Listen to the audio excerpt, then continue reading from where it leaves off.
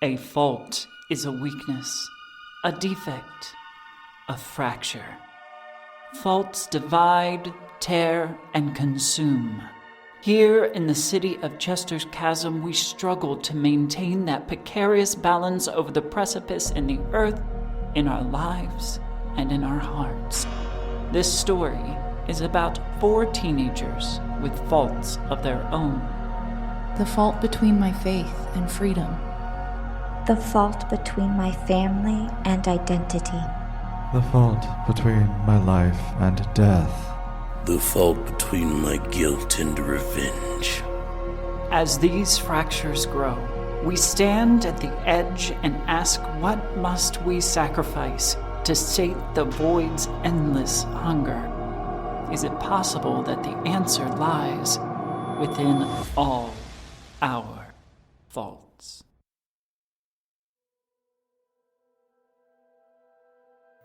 Greetings, and welcome to All Our Faults, a Monster Hearts 2 actual play podcast by the Tabletop Talespinners network. I am your hostess and MC, Mistress Winter. Throughout my gender transition, I've come to understand that there has been an unrecognized neurodivergency underlying my entire life. A low-level ADHD that has expressed itself in very subtle ways in retrospect. It was a sleeping chaos pixie that was only awoken when I started hormone treatments.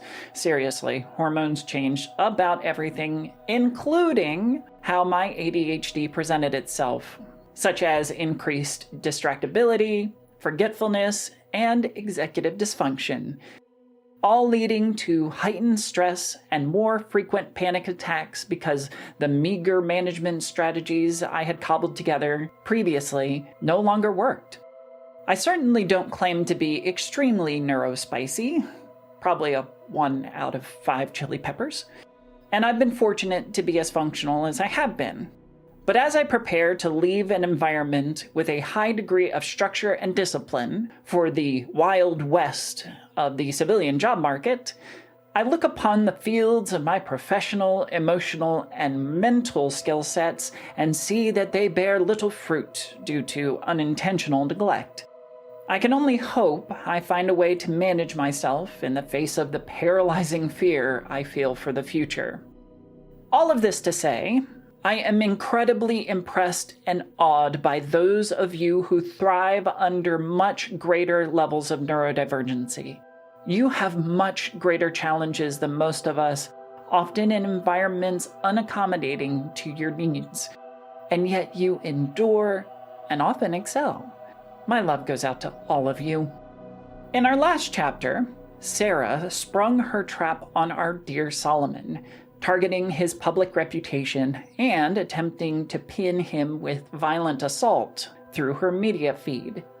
Originally enlisted to assist Sarah, Crispin changed the game by getting in the way of his friend's attack.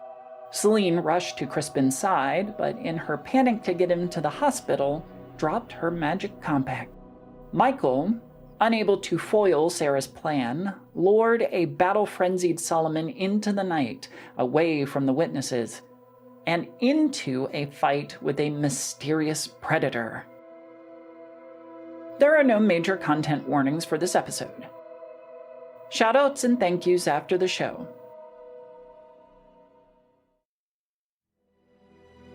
Chapter 34. New Doctor, Who Dis? There's only one thing to do in Solomon's mind if it's keeping up with me. I'll stop and stand there for a second as I sort of smile with a big toothy grin. My claws come out.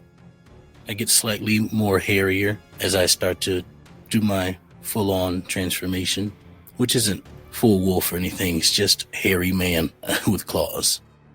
My hair and my face will grow out some more.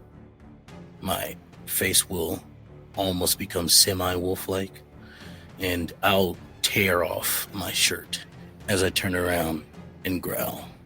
You spin in a circle, watching carefully to see if you can catch the movement again. This shadow darts in front of you, then you feel it behind you, impossibly fast or teleporting from one place to another. So you don't see the initial attack as it comes from the side and crashes into you, tooth and claw. The force of something knocks you sideways as teeth sink into your shoulder, a cold, searing pain radiating through your chest before the pressure of whatever this thing is kicks off and disappears again. Take 1 harm. I'd like to use heightened senses. Okay, give me your dark. And since it is still nighttime, correct? Yes, it is. So I'll roll with dark 3 because of my howl at the moon. Whew, that's a 6. Ooh. Whatever this thing is, you cannot get a scent of it. Even when you catch a glimpse of it, it is ethereal and almost formless as the shadows around you. And that's when the second attack hits from the opposite side. The same searing pain as what feel like claws rake across your back. Michael, please give me another volatile, if you will, please. Mm-hmm. No, that is a worse roll with a 3. Oh, no. Shoot. I hope I get there in time to not allow him to die, but at least now I get another advancement. A lot of times, train yards are inset, and they have those large cinder block walls that separate them from view. You'd have to view them from the top. Bridges usually cross over the tunnels that are further down. Out of that wall materializes this massive, ghostly wolf with flaming blue eyes, licks its chops, staring you down as it prepares a third attack. It's attacked me twice, and now it's just standing in front of me. So I'm going to try my best to time it so that when it gets to me, I can wrap my arms around its neck. Okay. Give me a lash out physically as this thing hurls itself through the air towards you. Come on. Oh yeah. It's double 6s, so that's a 14. Very nice. You time it perfectly as the creature lunges at you in a blur. You manage to wrap your arms around him and spin so that he cannot get purchase with tooth or claw. You have a hold of something, but it's definitely not as solid as you might think. It is very hard to hold on to. Feel like your arms are just going to go through it at any point. But there's this strange dichotomy to its existence. But right now you have a firm grasp on it. Question. Yes. Does that count as it taking harm? Yes, it does. Wonderful. So I will gain a string on this wolf. But I'm just going to try my best to hold it there. And this time I will use heightened senses again whenever I can to try to understand it better.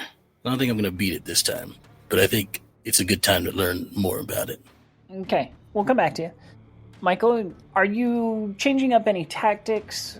Yeah, I want to find where he went, because he's probably getting himself into some trouble, given the state he's been in, and also, I was eager for a fight. That sounded fun. So, could I maybe gaze into the abyss to see if I can sense where he is? Yes, you can. He is marked for... Wait a minute, hold on. I have him marked for the hunt, so I can find his whereabouts by gazing into the abyss with Dark 3. There you go.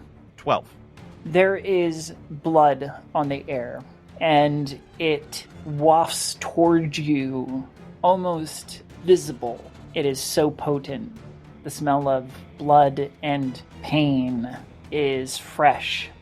He pauses right at the edge of the wood, and then closes his eyes, and they open and they're that like red, and his fangs have popped a little, and he just goes in a straight line in that direction. Okay. Solomon, give me your heightened senses. It's going to be a great time. Oh, that's great. So that's going to be 10 as well. Roll a 6 and a 1. Okay. And what would you like to do with those? So I'd like to, it says I can ask 3 of these questions here on this list for heightened senses. So the first question I'd like to ask is, what is their secret weakness? Then, what is the best escape route or way in? And then I'll ask who's in control here.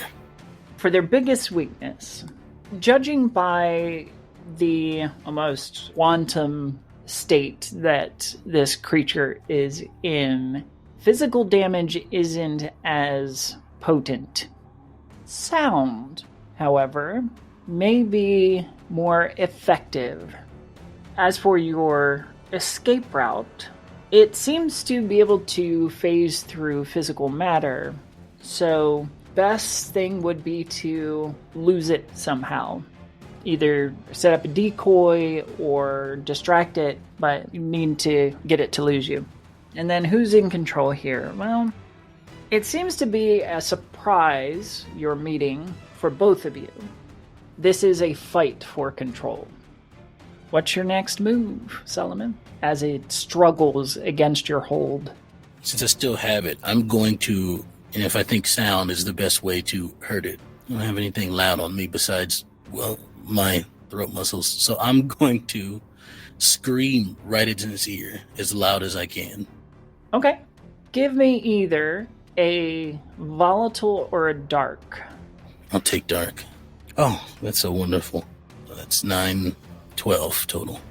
The creature shrinks back, bowing its head in pain as it tries to shake off the shrill cry that you put directly into its ear. Michael, you will arrive about that point. What do I see? You end up at the top of that wall that I was talking about previously, looking down at these two facing off across the tracks. The ghostly direwolf, whom you recognize, shrinking away from Solomon. And I imagine myself hovering in and just placidly staring into the eyes of the wolf and just going, "Stop." Okay, give me your roll. Let's see if I can will it. Well, that's a 12 without the modifier, plus the 3 means that's a 15. The creature stops in its tracks, regarding you passively. And I walk up, get real close. Why are you here? The fairy must die. No, she mustn't. Who sent you? The wild hunt will have her. And with that, the creature is going to vanish, evaporating like so much fog. Solomon, how are you doing over there? Just got a bit of superficial damage. I'm fine. Surprised a wolf could talk, though. Never seen that before. I'm amazed you can read. Did you say me? Oh, you meant him. Oh, yeah. You gonna be okay? Yeah, I've had worse than this before. Okay, good. Are you all cooled down now, or do you want to fight? I think I'm good. I learned some wait. And then I'll transform back. I learned some stuff about that thing. Oh? Like what? It's hurt by sound, I think. Sound? Yeah, let's go find the other two. Yes, I have questions for Saline. How are you doing? Fine, thank you. I lost my shirt somewhere. You look good shirtless, it's fine. Michael will extend a hand to help you up. I'll stand up and take your hand. I think Michael's gonna lean in and get real close and just stroke your cheek and try to turn you on. Okay. That's a 12. It works then, I guess. Oh, that's fantastic. On that, You gain a string, Michael. Mm-hmm. And then, Solomon, you can choose from one of these three. You give yourself to him, you promise him something you think he wants, or you get embarrassed and act awkward. For some reason, I feel like embarrassed and act awkward fits so well in this moment. I love it. So Solomon will just go, yeah, okay, yeah, uh-huh. You got real soft hands. And there's a beat. You know, I didn't think you'd get speechless. That's cute. Let's go. Michael's just gonna walk. Yeah, and I guess we go find Saline and Crispin. Not at all speechless. I don't know what you're talking about. I'm very, very much got a lot to say. I just fought a spectral wolf. I'm cool. Don't worry about me. And I'll realize that you walked away and and then follow after, forgetting about my shirt at all. Back over at the hospital, sometime later, after Crispin has been stitched up and is discharged, you will head outside to find Dr. Miller waiting for you. Okay. No, thank you. Well, it seems you have had a very eventful night. And who is this? Crispin will lock eyes with Saline, knowing that she's not a huge fan of Dr. Miller, but also feeling like he doesn't really have a reason to dodge this, and he'll just go, Saline, this is Dr. Miller. I've told each of you a lot about the others, so this is good. This is good. And he's clearly talking to himself, trying to convince himself of that fact. I have heard quite a bit about you, Saline. It is wonderful to finally put a face to the name. Likewise. You are unhurt, I hope. Thanks to Crispin, yes. Dear Crispin, our young hero. Something about that feels bad. I do have a question. Okay. I'm trying to think of how to phrase this. And I can do a gaze into the abyss roll, if that is what I need to do. Is there any... I want to know if I sense anything off about Dr. Miller besides my own, I don't like her, she makes me feel icky kind of thing. I don't love it.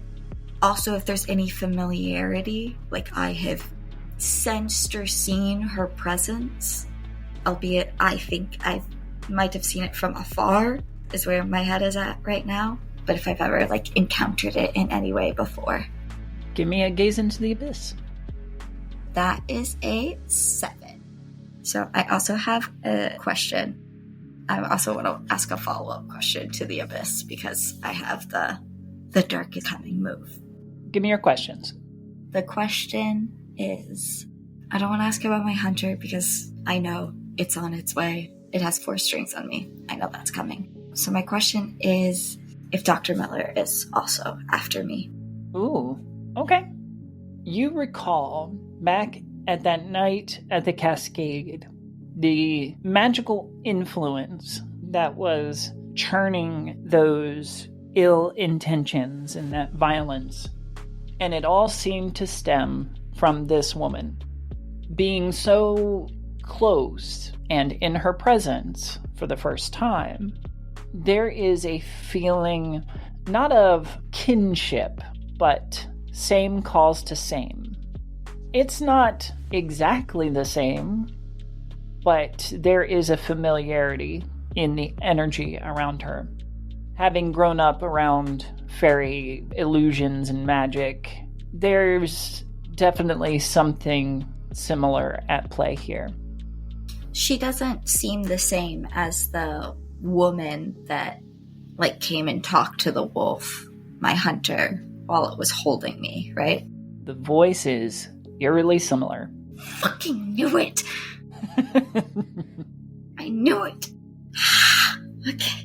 To answer your final question, when Crispin introduced you, there was no change in her expression. She knew who you were. I knew it. I knew this bitch was... I knew she was...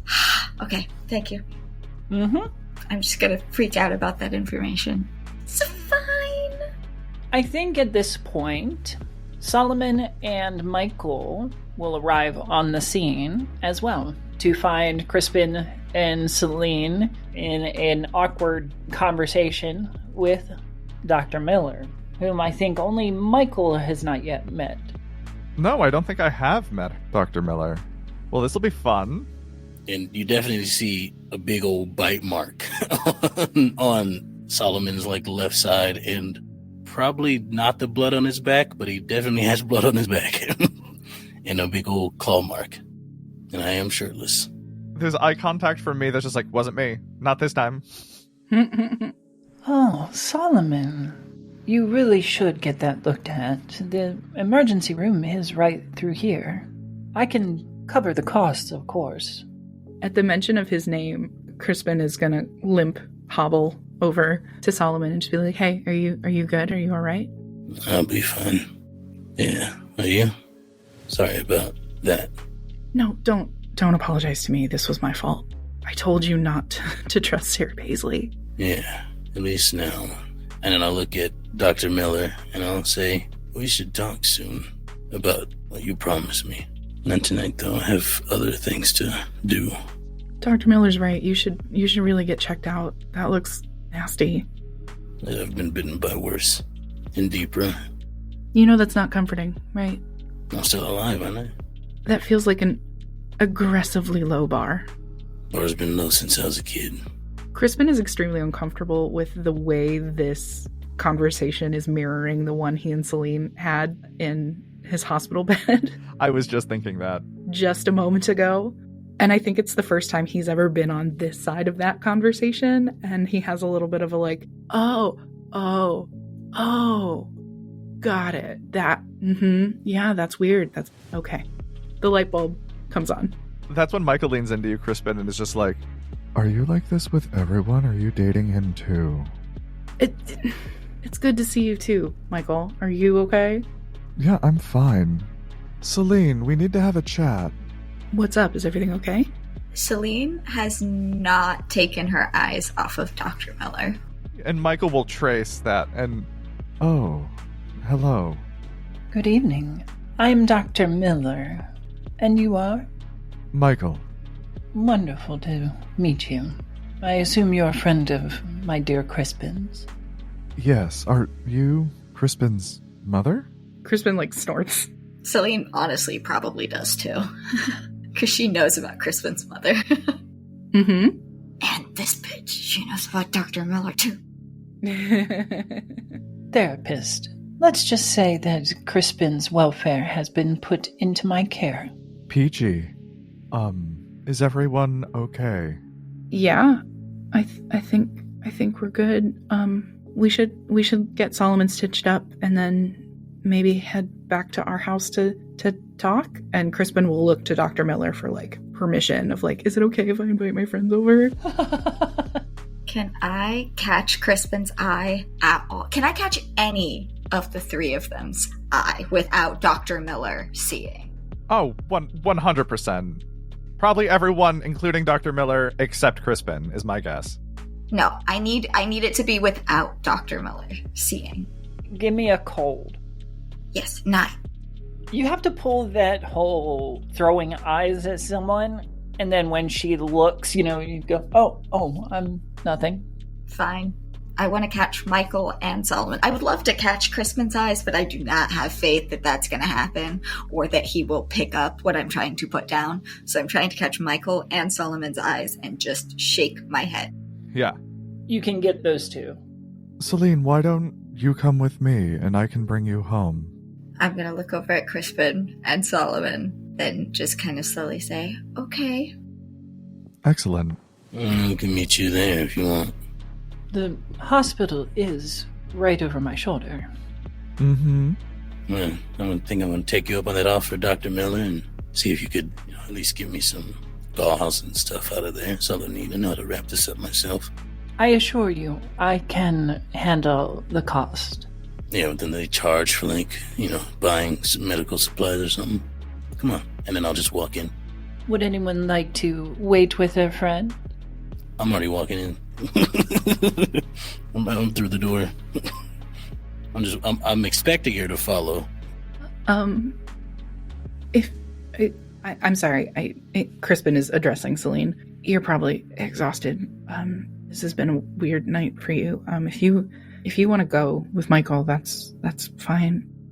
I will let Crispin say his piece, and I will walk over to him, but careful to, as much as possible, keep my distance from Dr. Miller without being, super obvious. But again, Selena's not, slick, so she's not going to be crazy about things, but she's not a slick person. But, make her way over to Crispin and take his hands once again in hers and just, I'll text you, okay? Let me know when you get home. And Crispin will, carefully this time, kind of wrap his arms around her and place a kiss on her forehead. Yeah, text me. Let me know when you get home. She'll nod. Just before you pull away from the hug, she'll kind of stand up on her tiptoes and just give your lips a quick peck. I will. Crispin will eye up Michael. Keep her safe, okay? It's weird out there. And Michael is making the most dramatic, oh, that's so precious face at the two of you. Michael's gonna get hit. Yep. Mm-hmm. I do think when Saline turns and sees that and fully disentangles herself from Crispin, Michael is getting smacked upside the head by Saline. Deserved. Very good. The group will split into two as Dr. Miller leads Solomon and Crispin back into the hospital to get Solomon treatment for an animal attack. And Michael and Saline will head home via their own means. I'm driving. Of course. Crispin or Solomon, are there any important conversations you want to have with Dr. Miller then? Not in the hospital, I don't think. I'm excited to talk to Saline. Why don't you go ahead and do that? So, on the drive home... Saline, I met your wolf friend. That's what attacked Solomon. What's the wild hunt? Sorry? What's the wild hunt? That's what it said who sent it. It talked to you? Yeah, you know that thing I can do where I hypnotize people? I got it to stop murdering Solomon. Then I asked it why it was here to murder you, and who sent it, the wild hunt. So, who are they? Selene's just kind of going to sit there with all of the information that she has been given. She knows the realizations with just being around Dr. Miller. And right now, it feels like Michael, in a really screwed up way, is the only person she can trust. Because she can also trust Michael to honestly never do what she's going to expect him to do as well. Which is a helpful, she just knows. There will be this feeling of longing for her to be able to actually talk to her father so she could have someone that actually is knowledgeable about this stuff.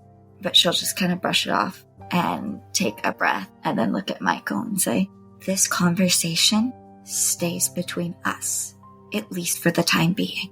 Understood? Of course. The wild hunt is an entity in the Fae realm. I admittedly don't know much about them. I learned of them recently, but they're after my father, and they're after me. I don't know the reasoning behind it. I'm not sure if they're just trying to kill off the royal line of one of the Fae courts, or if there's something bigger at play. It's definitely starting to feel like something is bigger at play. The wild hunt is who attacked my father's kingdom and sent me back here, and who has been hunting me in the form of the wolf this whole time. That all makes sense. Looks like we might need to do some research. I have a question for you. You're going to hate it. I doubt I'll hate it any more than anything else that's happened tonight. Lay it on me. Okay. I will preface this by saying I've done this with William and Solomon. Can I drink your blood? There's a reason. It will let me know where you are. If they take you, I can find you. Why do I have a feeling you were going to ask me this anyway? No, I've wanted to do this for a while. Since I knew I could. Ever since I did it with William. I just haven't had the chance. How much blood do you have to drink for it to work? Just one. Won't kill you. Didn't kill them. You might be a little weak after, like giving blood. And like I did with them, I'll lick the wound so it's not visible. Unless you're into it. We're not gonna go there. No, you're not my type, sweetie. It's fine. You're not mine either. You like ugly men, I get it. He just smirks. But seriously. She'll just kind of shake her head and roll her eyes. But the familiarity is extremely comforting, especially after everything. And just, okay, I think that's probably a good idea because, there's more I need to tell you. We really need to get Solomon and Crispin away from Dr. Miller. I've always kind of felt like Dr. Miller was bad news. You know how you just get feelings about people sometimes? Oh yeah, I was gonna say, she has a weird vibe. Yeah, really, really weird vibe. When everything went down at the cascade and when Bert disappeared and my hunter took me for a while, there was this moment of time where we were waiting. It was waiting for something or someone, and it was just kind of keeping me still and hidden, and someone came to talk to it. I couldn't see them. I could just hear their voice. I am like 90% sure Dr. Miller is that entity that came to speak to my hunter. Well, that makes all of this so much more challenging. And that's why it's so important for me to know where you are. He's gonna just put his hand on your shoulder and be like, "You're my friend. I don't have many. I do not want to lose you." Don't want to be lost. I consider you a friend as well, as fucked up as our relationship often is. You think we're bad? Have you seen literally everyone else around here? Yeah. We can communicate. Yeah. Didn't know it was such a hard skill, but clearly. Anyway, point is, yes, I'll let you drink some of my blood so that you can know where I am. That is such an insane thing to say. Yeah, but you're half fairy and I'm a vampire. None of this makes sense. Being a teenager fucking sucks. It is the worst. Alright. Michael will, pull into a big box store parking lot and just, put the car in park. And he'll lean over and, tilt your head. Are you sure? She'll nod firmly. I'm sure. And he'll, gently hold your neck on one side and tilt your head and lean in and bite and drink. And he will take a deep draft, but I can make sure I don't kill you, which we love. Yay! And you are marked for the hunt. I go to the limit of what is reasonable to leave her healthy and alive, knowing what I was asked to do. He'll lick the wound to heal the bite, pull back. Are you okay? She's definitely feeling a little woozy, but she'll nod. She's like, I think I just need a second. Stay here. I will go get you something. And he'll run into the store and grab apple juice and cookies and run back out. And he'll throw them at you. Here. Michael, having consumed deeply from Saline, there is a rush of euphoria that spurs you out of the store in record time. However, on your way back to the car, a sense of vertigo seeps in. The world spins on its axis, and you feel sick. You recall that Saline's essence does have a trace of silver. Oh no. How bad is it? It is like somebody drugged you. Oh no. Is he outside when this happens? Can I see him, or are we too far away?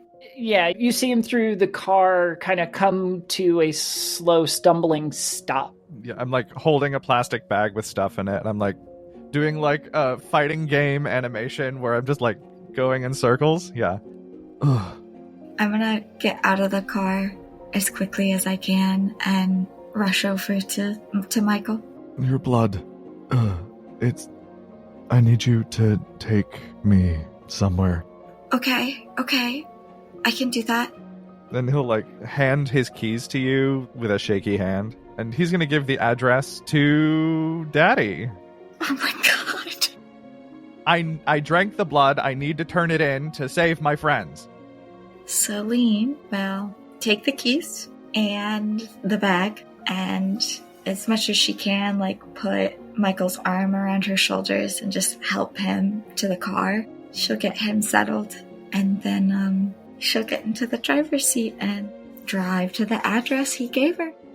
This is the only way. What do you mean the only way? This is the only place I can go. She'll kind of glance over at you, Michael, and then back at the road as she's driving. And just, where exactly am I taking you? My maker. You can't come in. Why not? I don't want you to be hurt. Just take me. I'm trying to decide what she's gonna do. Big decision point. Yeah. They will help you? Yes. They're the only ones that can help you. Yes. Fine. And she will drive you to your maker. Yeah, when we get there, he'll just stumble out of the car. You can take the car to your place. I'll find you. I'm not leaving without you. Then stay here. Don't come in. He will, woozily get out of the car and walk his way into the building. Okay.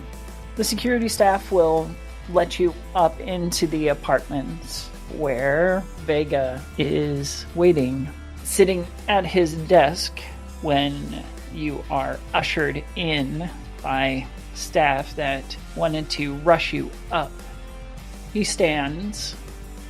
Wow, you work fast. I had to. And the girl? Alive. Well, I hope for your sake that you took enough. I went to the limit. The point was to leave her alive. Take him to the car. We must hurry. And the security will grab you and hoist you back toward the elevators. The elevators will whisk you down to the garage level, in which they will throw you into the back of one of those familiar SUVs, and along with your master, will peel out of the garage. Saline, you're presumably waiting nervously in the car for Michael to return. I do think while in the car and waiting, I'd be thinking about everything that just transpired. And so I'd want to see if anything was happening with the mirror with my dad. And so I would search for it and find that it's gone. So there's another level of freaking out in this moment. Just figured I'd add that in for a little spice. It's great spice, because now you're stuck with the decision: do you wait there for Michael, or do you head back to see if you can try and find it? How long have I been waiting? About 5-10 minutes. I like both decisions. Try to decide which one. They're both chaotic. Michael would want you to go. Yeah, I know that's what Michael would want. I don't care what Michael wants. I know. Who cares what? I think I'd end up waiting just because I would be trying to go through mentally every moment since I last pulled it out of where it could be. So I'm just kind of examining everything because I don't even know where I'd go and look right now, because I definitely wouldn't be thinking that I lost it at the gym at this moment. So Saline, in this instance, I think would be tearing apart every moment of her past couple of days since she last truly had it out. So it would take some time for her to go through her memories. So she is not leaving just yet. If you think that's enough time for her to potentially see them peel out, then I like that idea. So as you're agonizing over your missing compact, you hear a squealing of tires, and a black SUV practically takes flight out of the garage and peels down the street away from you. I will look from the building to the car, building to the car, and then I'm going to follow the car. Okay. This is getting so chaotic. Fantastic. I love it. Love it so much. Crispin and Solomon. You have finished up at the hospital after Solomon is looked to, stitched up. Dr. Miller is driving you both home. Her cell phone rings. And of course, she uses her hands-free set because, talking on the phone and driving, it's not the best thing. Because she cares so much about safety, I'm sure. The name that pops up on the display, it's an unknown number, but she answers it anyway. A familiar voice kind of crackles through the stereo system. Familiar to who? To me or to Solomon or to both of us? Both of you. Doctor, my host has retrieved a key to our problem doorway. Perhaps you would like to be present. Dr. Miller glances in the rear view at whoever's in the back seat to whoever's in the passenger. I would like to be present. It's a most momentous occasion. Let me make a quick pit stop, and I will join you. And the line cuts out. You recognize the voice as Barbara Holcomb. I should have killed that bitch. Do I know that they're referring to the key to the door that Dr. Miller and I have previously discussed? Give me a gaze into the abyss. 10. In your previous discussions with Dr. Miller, you know exactly what the door is, and you know who the key is. But it doesn't sound like they have the person, because she said a key. Mm-hmm. So that means that they may have found an alternative. Yeah, I feel like Crispin would be less worried about, the key thing and more worried about, specifically referencing that door that he was supposed to help Saline open. In that case, can I roll to keep my cool? Yes, please. That's a 9. Okay. There's danger in defeat that because it's not you who has delivered said key, that what good are you?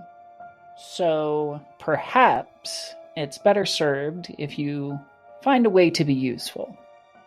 In that case, I am in the back seat of the car, and I will lean forward and just say, Dr. Miller, the Hummer is still at the gym. We shouldn't leave it in town.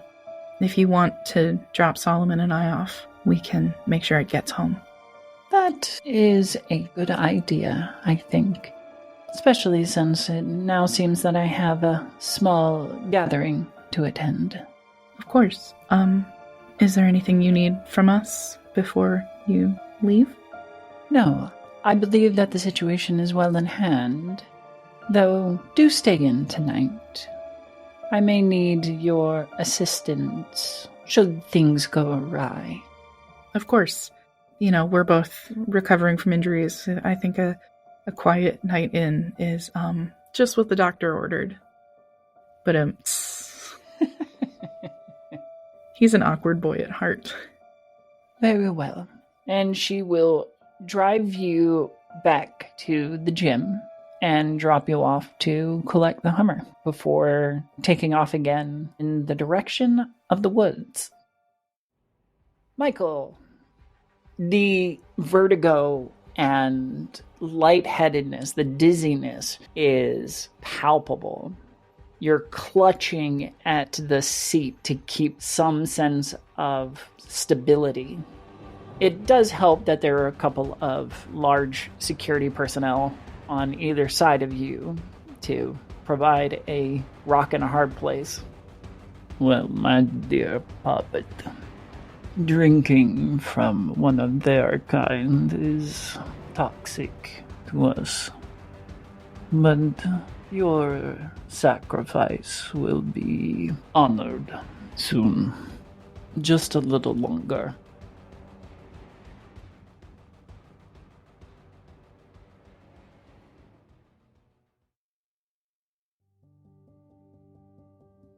All Our Faults is a Tabletop Talespinners Network production.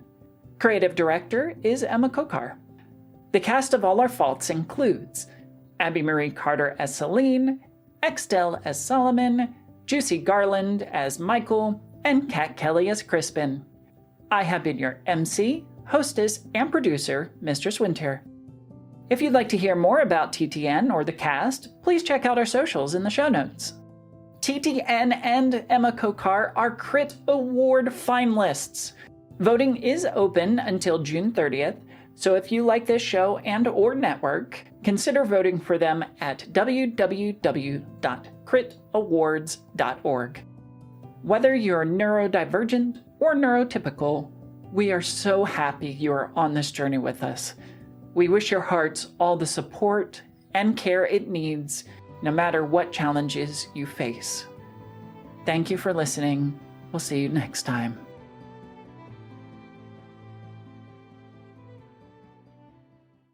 Is it a proper recording if Michael doesn't get hit by someone?